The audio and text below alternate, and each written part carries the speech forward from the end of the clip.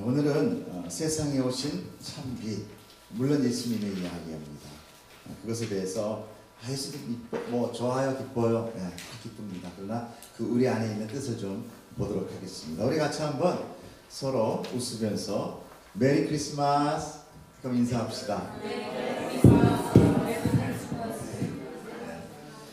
보통 3층에서는 자꾸 지나가면서 인사 안 하시죠? 우리 성도님끼리는 인사하기를 축복합니다. 제가 특별히 이 인사에 대해서 조금 얘기하고 하려고 하는데, 브라질 언어는 뭐라 그래요? 보아스 페스타스. 이탈리아 언어는 부옹 나탈리. 이게 메리 크리스마스래요. 멕시코 언어는 우리 잘 알죠? 펠리스 나비다스. 독일 언어는 프렐리히 베인 아크데. 스웨덴 언어는 글레드 율. 프랑스는 조이유 노엘. 히라보로는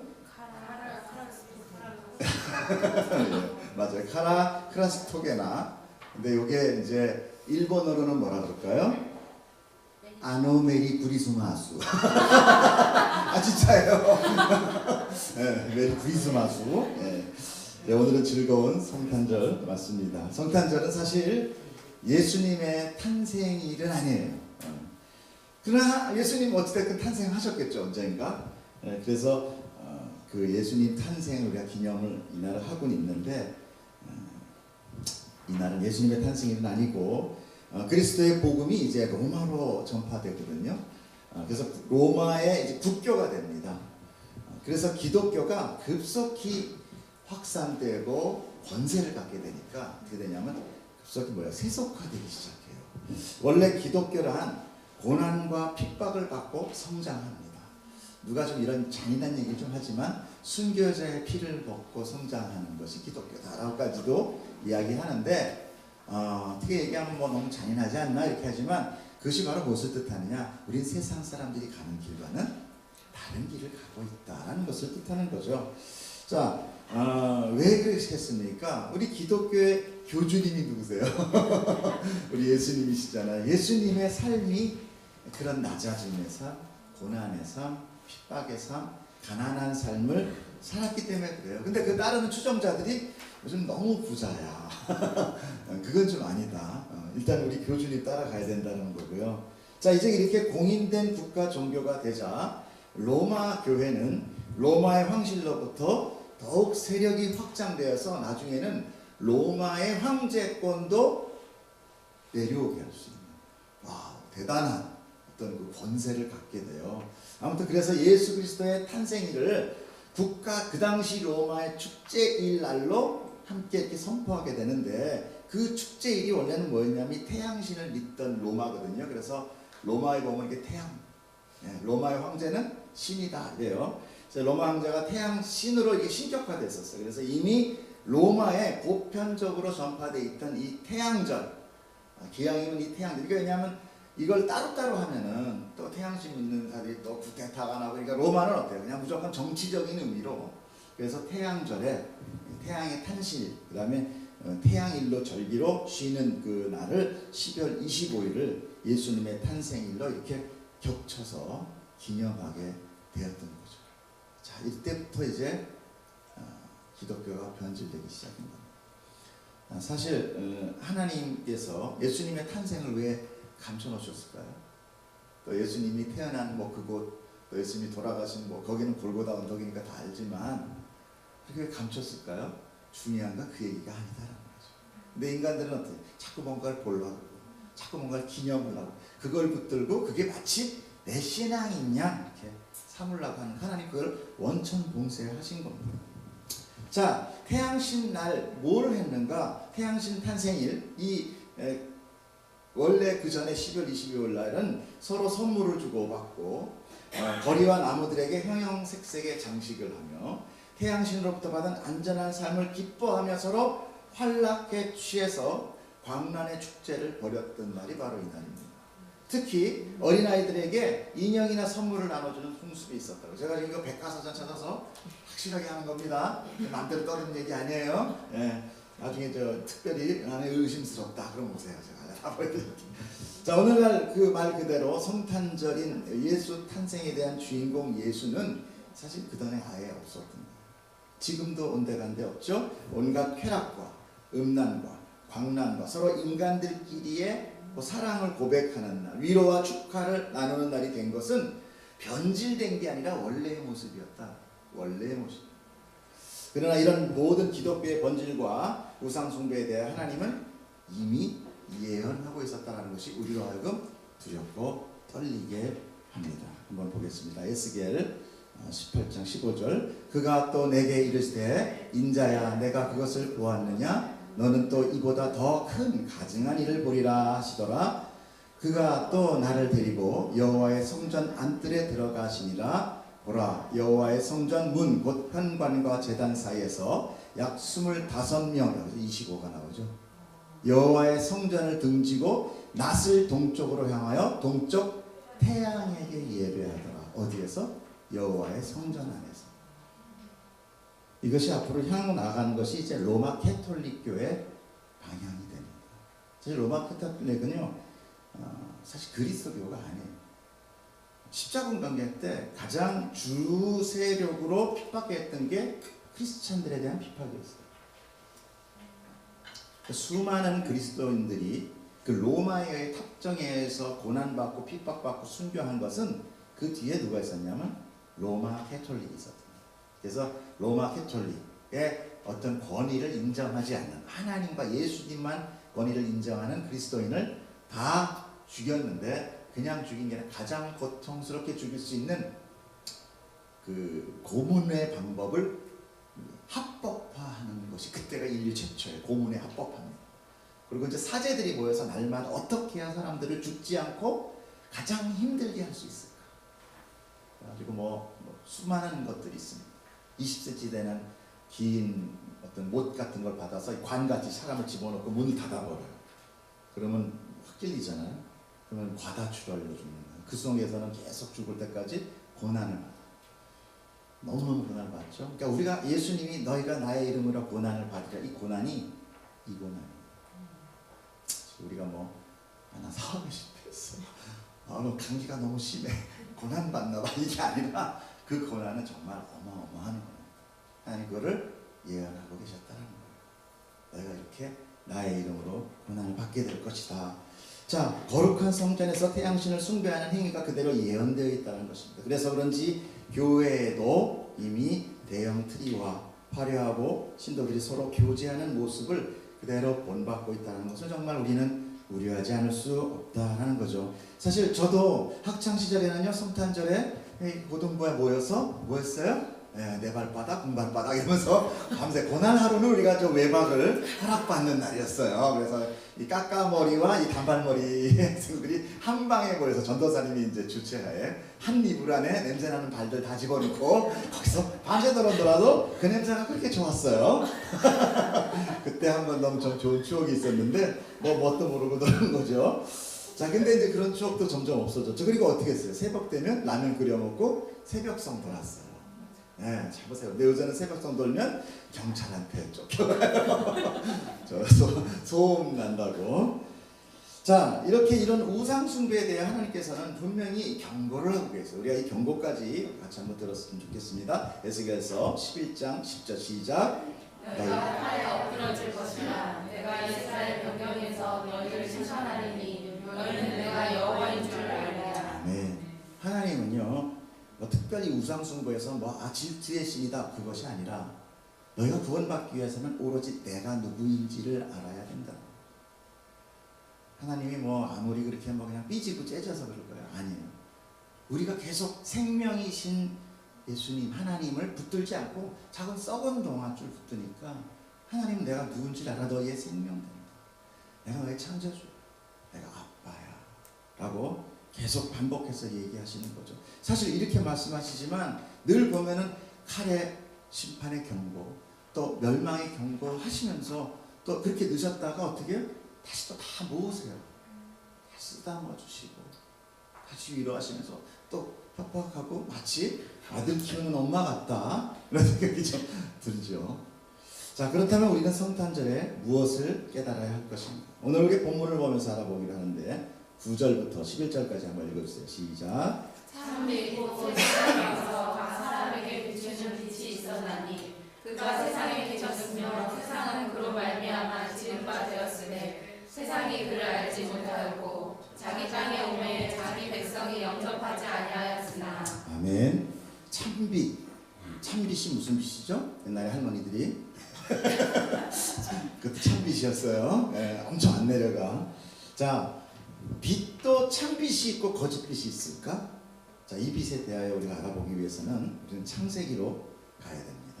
창세기 1장부터 5절까지를 함께 읽겠습니다. 하나님이 이르시되 빛이 있으라 하시니 빛이 있었고 빛이 하나님 보시기에 좋았더라. 하나님이 빛과 어둠을 나누사 하나님이 빛을 낮이라 부르시고 어둠을 밤이라 부르시니라. 저녁이 되고 아침이 되는 첫째 날입니다. 네, 우리 여러분에게 첫째 날이라는 것 좀 기억하시고, 하나님의 창조에 있어서 가장 첫날에 창조되신 것 바로 이 빛입니다.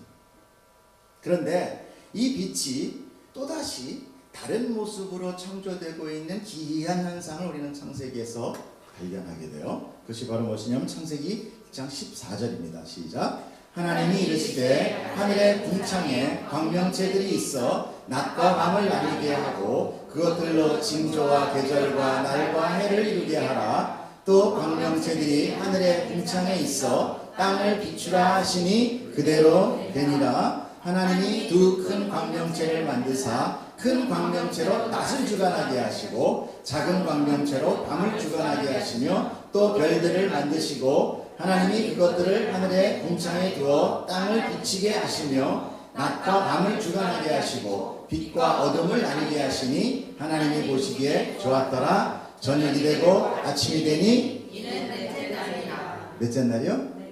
넷째 날이다. 야, 이상하다. 첫째 날에 빛이 창조되어 낮과 밤이 생겼는데 넷째 날에 또다시 땅을 비추는 광명체가 창조되어 낮과 밤을 주관하라 하시니 이거는 그것이 무엇일까? 자, 하나님께서 착각해서 중복해 창조하셨을까요? 그럼 하나님은 전지전능하신 분이 아니시죠, 그죠? 그럼 우리 믿을 필요 없어요. 네, 하나님은 전지전능하죠. 이 두 가지 빛에 대해 우리가 알아보기 위해서는 창조의 첫날과 넷째 날 사이에 무슨 일이 일어났는지를 해석해봐야 돼요. 하늘의 광명체를 창조하시기 바로 전날, 즉 셋째 날에 어떤 것이 창조됩니다.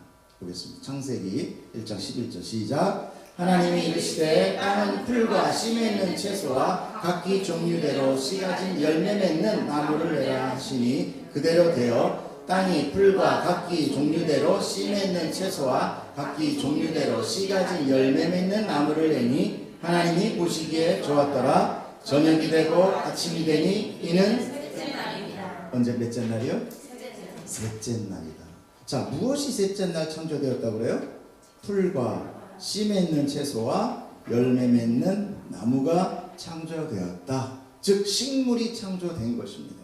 자, 식물은 이 공기 중에 산소의 순환에 가장 중요한 개체들이죠. 식물이 있어야 우리가 산소를 계속 먹는 거죠. 또한 먹이사슬 중에 가장 아랫부분의 자리에서 채식동물들의 먹이가 되고 곤충들의 먹이가 되고 애벌레들의 먹이가 됩니다. 그런데 중요한 것은 이 식물이 무엇으로 사느냐. 여러분, 식물은 이 식물이 창조하기 위해서 둘째 날에 물과 땅과 묻이 나누어집니다. 그러니까 물도 생기고 땅도 생겼다는 얘기예요. 그러니까 땅이 심겨진 거 맞아요. 자, 그래서 물을 빨아물여야 식물은 자랄 수 있는 거예요. 그런데 한 가지 식물에게 가장 필요한 것이 있습니다. 그것이 바로 무엇이냐? 광합성을 한다는 거예요. 빛으로 광합성하지 않으면 식물은 죽어요. 시들어요. 그래서 이렇게 어두운 데다 빛 안 켜는 데다 나누면 아무리 예쁜 꽃도 다 시들어 버리죠. 빛을 받아 합성하여 엽록체라는 것을 생성하여 파릇파릇한 식물이 자라는 것입니다. 그런데 그 태양으로 지칭되는 광명체는 식물이 창조된 그 다음날 창조되었다는 것이죠. 그렇다면 그 실컷 창조해진 창조물이 다 어떻게 됐어요? 시들어 버렸어요. 하나님의 창조물이 시들어 버렸어요. 만약 이게 맞다면 그렇게 다 시들어버려 주겠다는 결론이 돼요. 자, 그럼 질세 하나님께서 무슨 이런 창조를 하셨나? 이게 좀 엉망진창 아닌가? 아니라는 거죠. 바로 첫째 날 창조된 그 빛. 그 빛은 넷째 날 창조된 우리가 밝다, 어둡다로 느껴지는 그 빛을 통해 보는 그 빛이 아니라 눈을 통해 보는 빛이 아닌 생명을 주는 빛이었다라는 거죠. 생명을 푸는 빛, 생명의 빛, 이 빛이 식물을 살리고 있었다는 것입니다. 오늘 요한복음 1장 9절에 나타난 이 참빛이 바로 그 빛이에요. 왜냐하면 예수님도 이 세상에 생명을 주시기 위해 오신 분이기 때문에 그렇습니다. 그래서 예수님을 생명의 빛으로 상징하고 있는 것입니다. 왜 예수님께서 생명의 빛으로 오셔야 했을까? 바로 아담의 죄로 인하여 하나님의 생명력이 끊깁니다. 첫째 날의 빛이 끊긴다는 거예요. 우리는 다 어떻게 하느냐? 우리는 살아있다고 하지만 실질적으로 생명을 받고 살지 못해요. 그래서 하나님이 뭐라고 하니까 너희 수명, 육신의 수명이 120년 이상 넘기지 못할 거다. 유한한 생명을 성경이 선포하고 있어요. 우리가 늘 얘기해요. 꽃을 꺾어서 꼽으면 잘해야 4일, 3일, 아주 정말 잘 길르면 일주일 가나요? 일주일 가기 힘들죠, 사실은. 이거예요. 근데 그 꽃을 살아있네 얘기 안 한다는 얘기죠. 그럼 잘리는 순간 죽은 거예요. 하나님과의 단절되는 순간 죽은 거예요. 언제 죽어요? 120년 미만은 다 죽는다. 누구는 144 살았는데 이런 거로 따지지 마세요. 하나님이 정한 그 기간 정확하다는 거죠. 바로 아담의 범죄로 인하여 하나님의 생명력이 끊긴 것입니다. 창세기 2장 17절에 뭐라고 말씀하시냐? 내가 먹는 날에는 반드시 죽으리라. 사실 번역상으로 반드시라는 말이 들어가 있지만 이 단어 역시도 무트라는 죽다라는 의미예요. 그래서 무트, 하무트 이렇게 죽음이 반복하여 2번 들어간 것입니다. 너는 죽고 또 죽으리라. 완전 죽음을 의미하는 거죠. 인간이 살아있다라고 칭함을 받는 것이 무엇으로부터입니까? 언제부터 우리가 살아있다라고 합니까? 창세기 2장 7절 보면 여호와 하나님이 땅의 흙으로 사람을 지으시고 생기를 그 코에 불어넣으시니 사람이 생명이 되니라. 원어로 읽으면 제가 오랜만에 읽어서 잘 읽을지 모르지만 들으세요. 야짤 에호바 엘로힘 에트하 아담 아파르민 아다마 나팍 아프 네샤마하임 하야 아담. 이 뭔 소리요? 저도 지금 신학교 졸업하고 처음 읽어봤습니다. 여기서 생기가 뇌사마하임인데 이 뇌사마는 뭐냐? 불다, 숨쉬다 이런 거. 그래서 생명을 불어넣었다 그랬죠. 생명의 호흡이고 하임이 살아있다라는 거죠. 생명, 살아있는 것은 의미입니다. 즉 첫째 날의 빛이 식물들의 생명이 되었듯이 아담에게 불어넣어진 그 산자로 만들었던 하나님의 생기를 빛으로 연결하고 있는 거예요. 하나님이 우리에게 불어준 그 생기는 뭐냐? 첫날의 빛이었다. 어디 누구로부터 나왔어요? 하나님이 만드신 거예요. 하나님이 공급한 거예요. 어디에? 이 온 우주 천하에. 누구를 위하여? 사람들을 위하여 준비하고 계셨다. 그러므로 이 생명의 주인이신 하나님의 초림을 찬빛으로 소개하고 있는 것은 바로 예수님께서 이 세상에 생명을 주기 위해 오셨음을 강조하는, 아예 창세기 첫 순간에 이 빛, 너희는 이 생명이 필요해. 이 생명 얼마나 중요한지 알아? 첫날 생명을 창조하죠. 신약 처음에 예수 그리스도가 탄생합니다. 옛 약속의 처음이 뭐로 시작했느냐? 생명으로 시작하고, 새 약속의 처음이 예수 그리스도의 탄생인 그 생명으로 시작하는 것입니다. 바로 그 예수님은 하나님이십니다. 또 이 참빛의 또 다른 의미는 바로 누구나 볼 수 있는 것이라는 것입니다. 빛이라는 것이 비추면 누구나 다 볼 수 있고 인지하게 됩니다. 더구나 참빛이기 때문에 이 세상의 어떤 발광물도 그렇게 밝은 빛을 낼 수 없어요. 찬란합니다. 그것이 영광이에요. 저 태양보다 더 밝은 빛, 그것이 참빛이에요. 그래서 빛들 중에 왕, 참빛.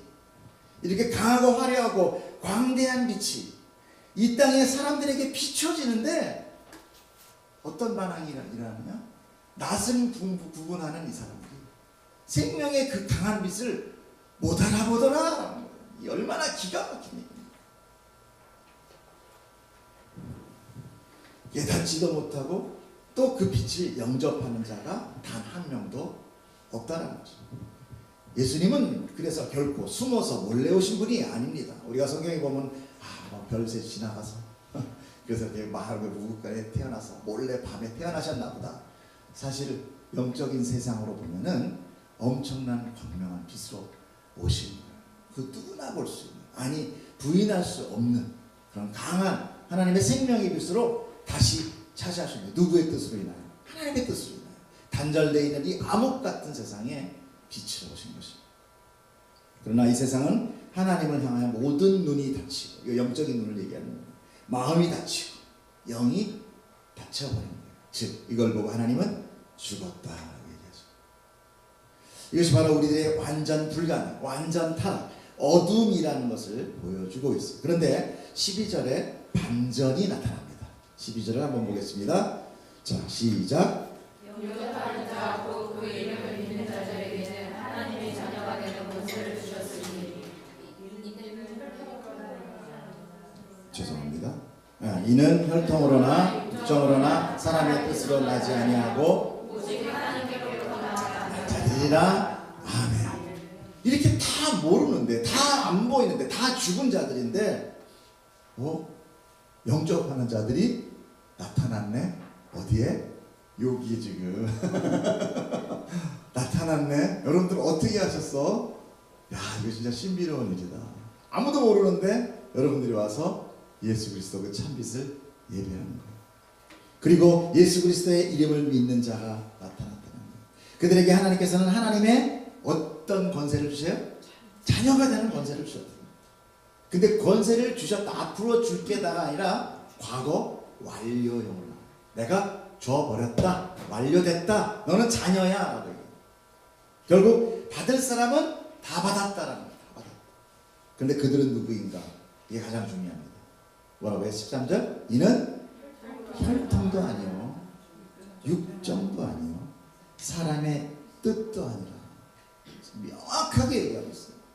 네가 기도 많이 함도 아니요, 네가 착하게 삼도 아니요, 네가 너네 부모가 너무너무 많은 믿음을 생활을 해가지고 교회를 막 5만 개를 줬어도 아니라 내가 했다. 내가 했다. 여러분, 우리는 이렇게 하나님으로부터 아무런 공로 없이 그냥 그 어마어마한 권세를 받는 자입니다. 할렐루야. 지금 너무 놀라셔서 지금 주체가 안 돼. 너무 기뻐. 이게 지금 맞나? 로또 당첨되면 어떻게 돼? 그 순간 멍해지는 거야. 이게 뭐지?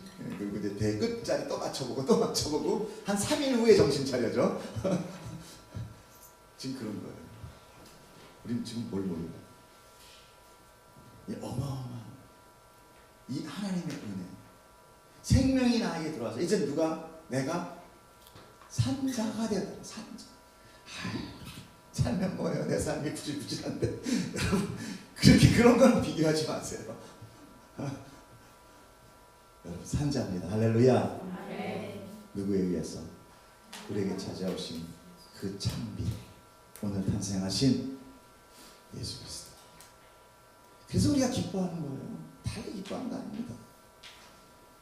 내가 사업이 잘 돼서, 내가 뭐 잘 돼서, 뭐가 좋아져서, 내가 만족이 되기 때문에 이런 만족하는 걸 주시니까 내가 뭐 하나님 좀 내가 믿어드리지 뭐까짓 거 이게 아니라 우리 그냥 이렇게 하는 거예요. 이게 무슨 일이지? 내가 도대체 뭘 한 거지? 한 거 아무것도. 이렇게 우리의 기쁨이 있고 충만하게 돼야 되는데도 불구하고 우리는 한생이에요. 불만 안 하면 다행이고 예배 나와주면 다행이에요. 예. 그리고 왜 나를 안 알아주느냐, 왜 나를 무시하냐, 이런 거에 늘 묶여 있어요. 근데 이걸 뭐 무슨 의미인가? 자, 아이가 태어나면 어때요? 몰라요. 자기 생명도 잘 몰라요. 자기 태어났다는 것도 인지 못해요. 그냥 엄마에 의해서 길림을 받는 거예요. 우리가 그런 거예요. 우리 몰라요. 우린 생명이라는 것을 한 번도 경험해 본 적이 없어요. 그래서 뭐가 뭔지 몰라요. 아니 저기 아마존에 사는데 야, 내가 사탕 줄게. 그러니까 그 사람들이 막 와 이럴까요? 먹어봤어야 알지. 경험해봤어야 알지. 산자와 하나님과의 교제를 이루어봤어야 우리가 그것을 그리워하는데 사실 우리는 뭐예요? 우리는 사실 믿음이 있다는 건 없어요. 조금씩 이제 알아. 뭘 통해서? 인생을 통해서. 그 인생 중에서 어떤 걸 통해서? 웃고 만족함 통해서? 아니요. 부족하고 괴롭고 힘든 가운데서 내 힘이 전혀 안 다칠 때 우리 하나님은 가끔씩 붙드는 놀라운 일들이 조금씩 벌어집니다. 아니, 내가 언제 알았다고 하나님이 갑자기 하나님을 기도를 하게 돼요. 그러면서 그 기도를 통하여 내가 위로를 조금씩 받기 시작. 그래서 자라나는 이렇게 아이들이 한 1년 정도 되면 조금씩 걷기 시작. 이제 일어서 한 발짝씩 걷습니다. 그 기쁨이 부모에게 얼마나 큰 행복인지 여러분 아이를 길러보지 않은 사람은 모릅니다. 제가 우리 큰애 옆에 큰애거든요. 큰애가 태어나서 딱 걸었을 때 우리 몰랐어 걷는지. 근데 그날 걸은 거야. 우리 아내는 노란색인가? 노란색 신발을 사오고 난 빨간색 신발을 사온 거야. 그냥 약속인 것 같이로. 근데 똑같은 신발이야 또. 왜냐하면 그 니아카에 샀거든. 얘가 얼마나 그럴지 몰랐기 때문에 비싼 건 못 사주겠더라고. 그래가지고 똑같은 거 산 거예요. 그때 한참 유행하는 거 샀는데 노란색 빨간색. 그래갖고 왼쪽에 노란색 오른쪽에 빨간색이어가지고 이거 좋아가지고 서 있는 거 사진 찍은 게 있어요. 아 근데 너무 세상은 다 얻은 것 같아. 제가 샀는데 내가 기뻐. 그때부터 고생 시작인데 그냥 누워 있었어야 돼 그때. 이런 게 하나 정말 부모의 기쁨이듯이 하나님의 기쁨입니다. 이래서 사람들이 옛 어른들이 그래요. 아이가 3살 이전에 그 부모에게 평생의 효도를 다 했네. 그 이후에 나이 먹어서 너 왜 효도 안 해? 그게 아니라 길르면서 3년 안에 모든 효도를 다 해버립니다. 그런데 우리는 늘 어떻습니까? 몸집은 부모만 해가지고 부모만 해가지고 누워서 버둥버둥 대면서 나만 바라봐 나만 도와줘 막 이러면서 버둥대면서 막 이러니 이게 지금 우리의 모습이에요. 하나님 보기에 너무나 이게 왜 안 클까? 똑같이 먹였는데 몸은 엄청 커졌는데 얘는 왜 이럴까? 뭐가 잘못됐을까? 난 창조에 정말 내가 자신 있는데 내가 하나님이 그거 다 창조. 얘는 정말 힘드네. 내가 생명 줘도 얘는 아직도 버둥대. 아 정말 얼마나 참 하나님의 모습이 하나님의 마음이 아프시겠어요. 이것이 지금 우리 교회의 모습 아니겠나 생각합니다. 여러분 성탄절이 정말 즐거우십니까? 아멘. 왜 즐거우십니까? 자 이제는 아시죠? 참 빛이신 그 생명 예수님으로 인하여 그분이 내게 오셔서 내가 이제 그 빛을 보는 자, 아는 자, 경험하는 자, 산 자가 됐기 때문에. 아니면 세상이 떠들썩한 광야로 즐기기 때문에 우리가 그냥 즐기는 것, 예전까지는 그랬지만 이제는 아니라는 거예요. 그 사람들은 죽은 자들이에요. 죽은 자. 우리가 기쁜 만큼 우리 아버지 하나님도 기쁘셔요. 아멘. 우리가 그 기쁨 해드려야 돼요. 아까 그랬잖아요. 3살까지 하나님한테 효 다 해야 돼요. 여러분 이거 하지 마시고 기뻐하시면서 일어나셔서 하나님 앞에 걸어가는 그런 성장한 믿음을 보여주세요. 아버지의 기쁨은 우리가 믿음으로 성장하는 것입니다. 이 어두운 세상 속에서 빛의 자녀로 그 어떤 역경 속에서 하나님을 찬양하며 이겨나가는 모습. 몇 번 가운데 아니야. 이건 분명히 하나님이 아니에요. 나는 버림받았어. 하나님 안 계셔. 이게 아니라 하나님 살아계십니다. 내 이 바닥에서 내가 그분을 생각하게 하신다는 것은 결코 내 의지가 아니다. 그것은 분명 성령 하나님이 내 안에 계시기 때문이다.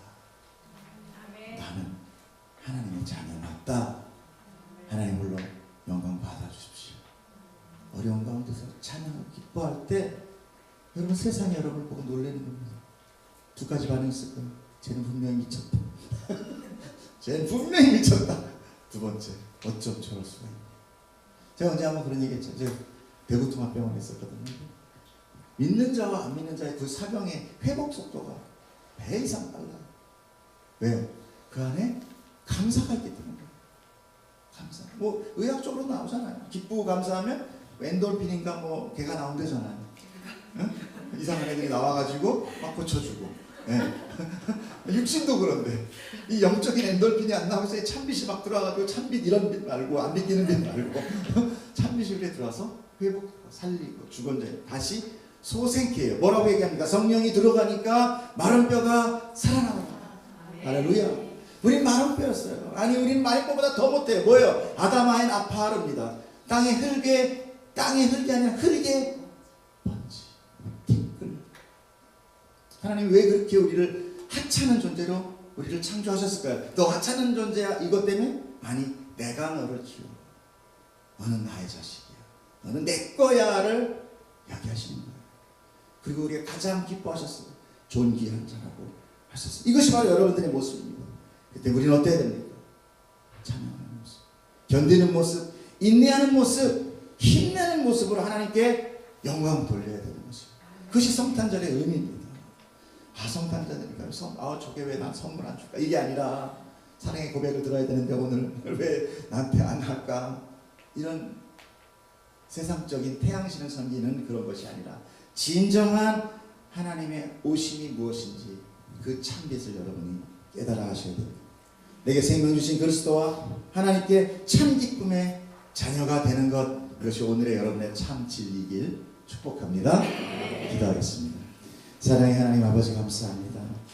진짜 우리가 무엇이기에 하나님의 그 큰 사랑이 우리의 모든 어두움을 뚫고 그 진흙과 그 먼지 같은 죽어있는 바다 같은 저희를 하나하나 소생케 하셔서 십줄이 붙고 근육이 붙고 일어나 하나님의 군대가 되게 하시는 놀라우신 하나님의 그 사랑, 그 능력, 그 생명을 오늘 내가 받았사오니 주여 우리의 삶을 통하여 하나님 영광 받아 주시옵소서. 하나님 우리의 왕이십니다. 아버지 되십니다. 감사하며 우리 주 예수 그리스도 이름으로 기도드렸사옵나이다. 아멘.